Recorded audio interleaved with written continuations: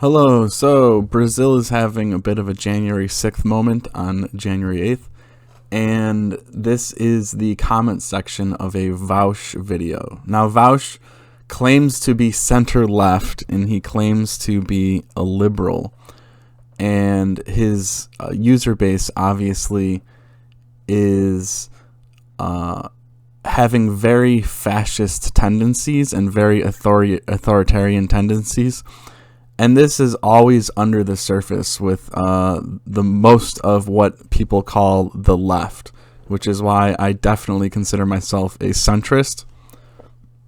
Some of the left's policies are all right, like banning landlords and UBI and profit sharing. But by God, look at these comments. They're terrible. Like, they really flirt with state worship and authoritarianism and democracy worship.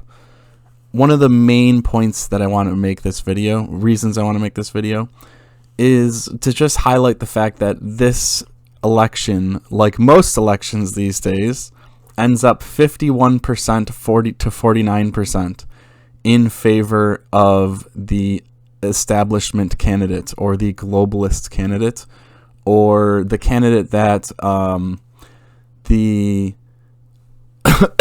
globo corporate media empire, I guess you want to say, or UN or all of these other global institutions, they support, right? They're always in support of the more authoritarian socialist candidates because they consolidate money, they consolidate power, and they oppress the people. So these people in the comment section are very swayed by this simplistic view of the world. Like, oh, Bolsonaro's bad because the media's told me he's bad, and Lula's good because the media told me Lula's good. Or Lula's left, Bolsonaro's right. Bolsonaro's evil, Lula's good. It's like, what a simplistic view of the world. It's us versus them. Everything is us versus them. Everything's division. There's no talk of policy. There's just talk of oppression. And who oppresses who? Whoever gets that sweet 51% of the vote. And who controls the voting machines? Well, of course, the global authoritarian establishment controls the voting machines. So this is one of the main protesters. One of their things that they want to do is have open source voting machine code, which apparently is not allowed. Apparently it's a bad thing. Who knew? Who would not want that, right? Unless there's suspicious activity going on. But I just want to highlight again, the Hexarchy solves this. The Hexarchy is specifically designed to solve this exact problem. The 51% ruling over the 49%, especially with authoritarian tendencies. It's funny too, doesn't the left, they're supposed to support council systems, right? Instead of winner take all.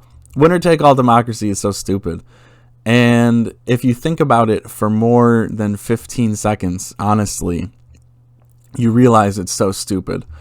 But people are addicted to drama. People are addicted to war. People are addicted to division and hate and us versus them. So the winner-take-all system is perfect for having a society that's foundationally built upon that. And the Hexarchy is more of like thoughtful nuance. And who wants thoughtful nuance, really? Come on. We want war. We want drama. Right? We want all this. Every election has to feel like an act of survival or an act of aggression. One of those two things, right? If you win, it's an act of aggression. If you lose, it's an act of survival. Or either way, that works. But anyway, as usual, representative democracy is a shit system. It is an outdated system. It is a system that is 250 years old.